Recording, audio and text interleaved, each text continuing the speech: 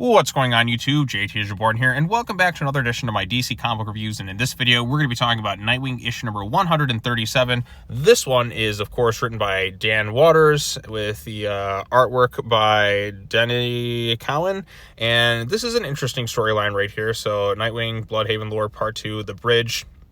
Now, in the previous issue, we were starting a new arc, and Nightwing was on, the highway with this one woman in the car who said that she was a witch that was, hiding basically 300 years in the past, and we're definitely going with the weird supernatural stuff. It is Dan Waters. No matter what's going to happen, the weird, crazy, supernatural, out there stuff is just going to happen. That's always the case when it comes to his stuff, but this one, it's a little bit more grounded in terms of the storyline, but there are kind of cult-like elements that are kind of mingled in with it. And I thought it was a pretty solid storyline from start to finish. It kind of wraps itself up in pretty much, for at least this particular thing, it's kind of like little elements of it are kind of carrying over plot threads from beforehand, and things are kind of teased for future stuff. But this is kind of mostly a standalone thing, and it deals with a little bit of the fallout of what happened in the previous issue, where Nightwing and that had the incident with the supposed witch on the bridge, where it caused a car crash that he was involved with, and it killed a bunch of people. So he is not sleeping, he is feeling guilt, and he's just kind of a wreck right now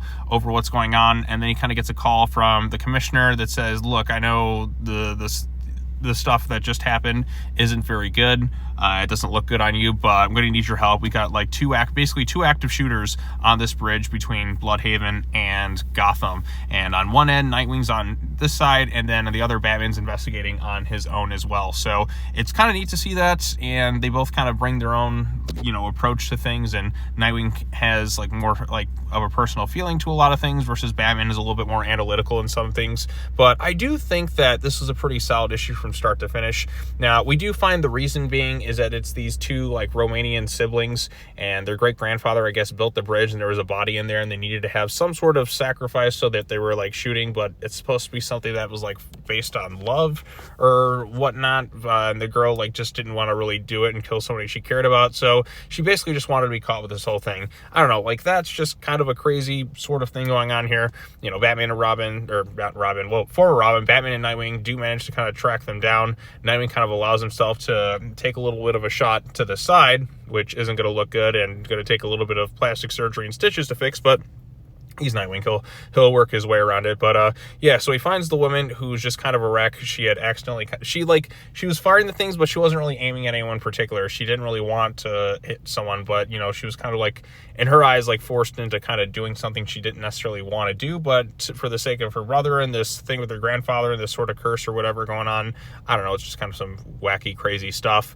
But yeah, so she did the thing. She's going to jail. Her life's ruined, and she, her fiance, who was one of the construction workers who I guess was involved with discovering this body that was buried basically in the bridge in the remains, he's just going to lose her forever pretty much, and then her brother is kind of taken down too. So overall pretty good stuff. And then we kind of get this really interesting conversation. Well, it's a quick one, but it's a good conversation between Batman and Nightwing, talking about, their city's differences. And, Batman's worried about him and kind of the path he's leading himself on. He's not really sleeping. He's a little unhinged in some ways. He's on edge, and I like when Nightwing's a little bit on edge. Now, it's nice to kind of have that more happy-go-lucky Dick Grayson, but sometimes when he's a little bit not in his best headspace, sometimes it leads to some of the more interesting stories when he has his crash outs and that too. So, but Batman's more supportive. He's looking out for him, and he's got some stuff going on in Gotham he has to take care of, but he's always going to be there to try and keep an eye on him,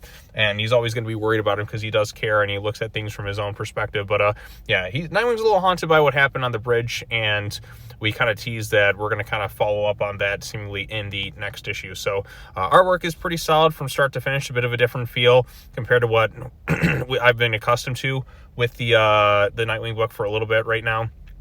There's no Dexter Sawyer, I think it was doing on the previous arc or something like that. But I thought it was a pretty solid issue from start to finish. It was nice to see Batman and Nightwing working together and to kind of seeing both of their methodologies of kind of handling things, and Batman being concerned and focused on seeing what he's got to do to try and solve this case, but also look out for Nightwing. Is hey, you're a little on edge right now, maybe you should get some rest, or I'm a little bit concerned that something bad may happen given where you're at right now. And I know you're feeling guilt over all these things, but sometimes, you know, you're still a good guy. You're still doing like what you can in these types of situations. So, and I was going to kind of be there to look out for you in some ways in that too. So I like that. I like the moment. Nightwing's a little bit lashing out at him, but I did like Batman in this thing. He was a little bit more calm and restrained this time around. He wasn't being led so much by like rageful emotions or anything like that. He kept his composure, and I think that that's a good way to kind of utilize Batman as more of a supporting character in this particular comic book. So yeah, good stuff overall. We didn't push the plot forward much on the whole witch thing, but I'm sure we're gonna figure that out in like the next issue.